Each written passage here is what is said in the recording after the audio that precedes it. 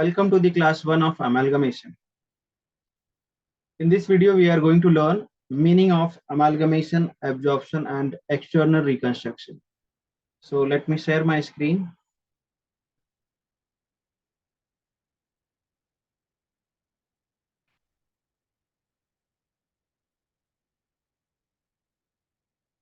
Yes. So in books, you will find this topic as amalgamation, absorption, external reconstruction. In some books, you may find this topic known as corporate restructuring. See, तीनों की meaning में थोड़ा सा difference है, technical difference है, जिसके ऊपर MCQ में क्वेश्चंस आ सकते हैं। बट ये टॉपिक थोड़ा लेंदी है, तो हम लोग इसको पार्ट पार्ट में समझने वाले हैं। पहले हम लोग मीनिंग की बात करेंगे, then steps for accounting, then purchase consideration, then some exercise on purchase consideration, then old company accounting, some exercise on old company, then new company accounting, and some exercise on new company accounting. So in this manner, we are going to complete this chapter. Okay.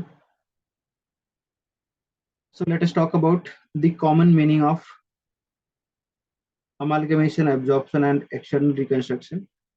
It is an event where business of one or more companies is taken over by another company for an agreed price, paid or payable. क्या समझे sir? कुछ भी नहीं समझे, अभी तक समझाया ही कहाँ है। और समझते हैं एक एक बात को आराम से एग्जाम्पल के साथ। It is an event. पता है आपको, अकाउंट्स में हम लोग ट्रांजैक्शंस एंड इवेंट्स की एंट्रीज पास करते हैं। तो यहाँ पे एक इवेंट है जिसका हम लोग को अकाउंटिंग करना है। इवेंट कैसा इवेंट?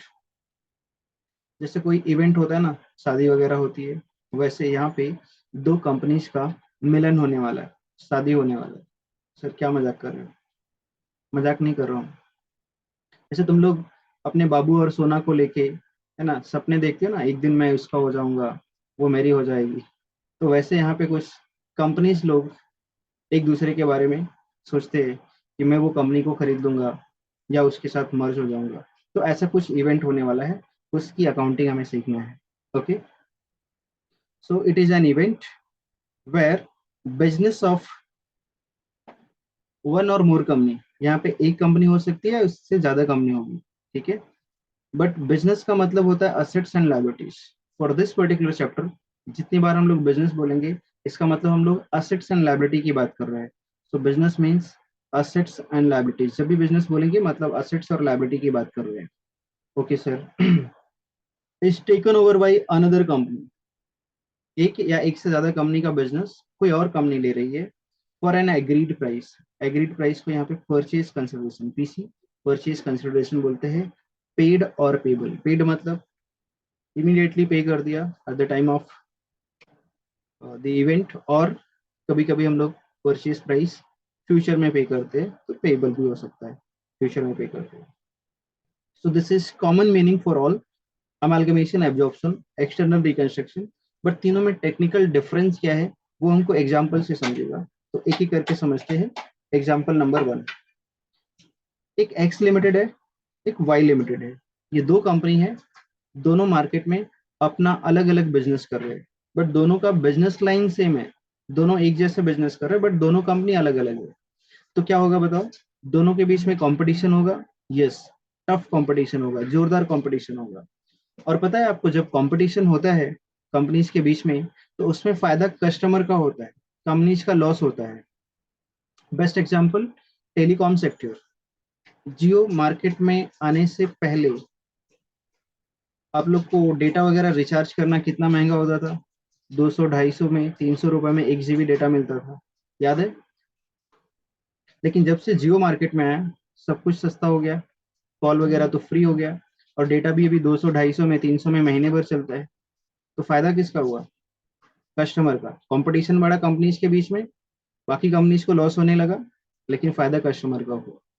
तो जब कंपनीज के बीच में टफ कंपटीशन हो जाता है, तो ये लोग सोचते हैं इसमें फायदा कस्टमर उठा रहा है, तो एक काम करते हैं, हम दोनों मिल जाते हैं, हम दोनों मर्ज हो जाते हैं। तो एक्स लिमिटेड और वाई लिमिटेड, ये दोनों कंपनी बंद होके एक नई कंपनी बन गई, एक्स वाई लिमिटेड, ये दोनों मर्ज हो गई, मर्ज होके एक न्यू कंपनी बना ली।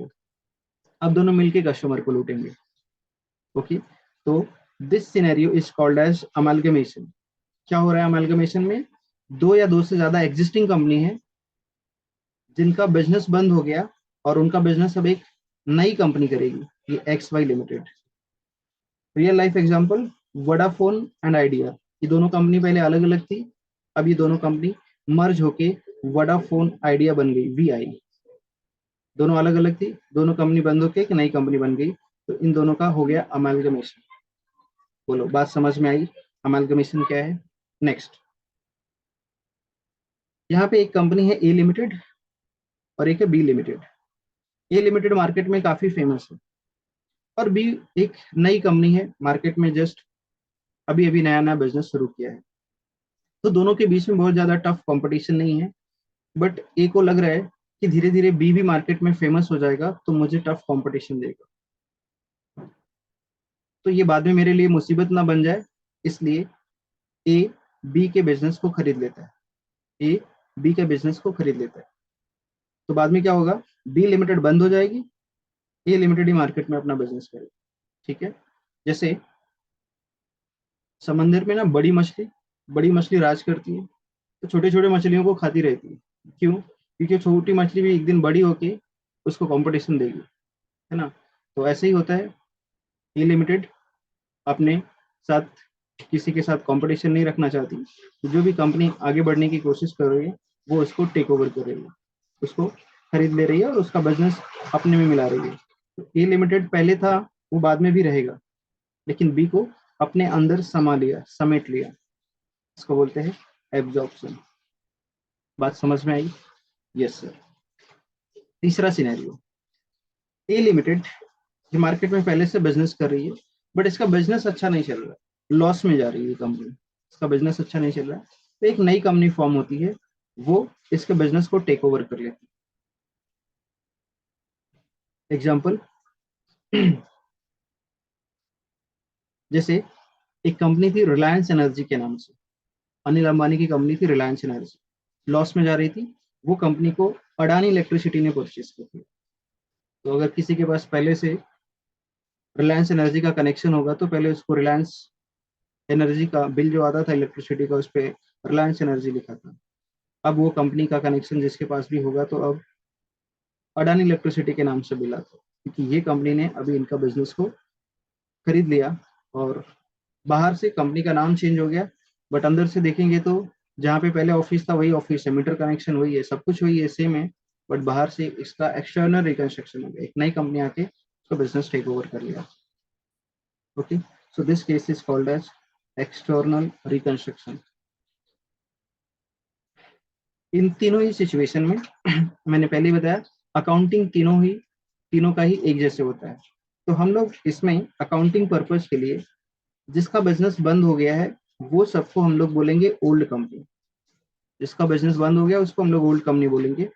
ऑल दो अलग अलग नाम यूज किया जाता है अलग अलग बुक्स में, कोई इसको सेलिंग कंपनी बोलेगा, ट्रांसफरर कंपनी बोलेगा, वेंडर कंपनी बोलेगा, बट हम लोग अकाउंटिंग पर्पज के लिए इसको ओल्ड कंपनी बोलेंगे जिसका बिजनेस बंद हो गया, और जो आगे फ्यूचर में बिजनेस कंटिन्यू करेगा उसको हम लोग न्यू कंपनी बोलेंगे। तो इसको बाइंग कंपनी, परचेसिंग कंपनी, है ना, अलग अलग नाम से बुलाते हैं, बट हम अपने डिस्कशन में ओल्ड कंपनी और न्यू कंपनी रेफर करने वाले हैं, तो एक ही मतलब है, ओल्ड कंपनी उसको बोल रहे हैं जिसका बिजनेस बंद हो गया है, और जो आगे बिजनेस कंटिन्यू करने वाला है उसको हम लोग न्यू कंपनी बोलेंगे। बोलो, बात समझ में आई कि नहीं?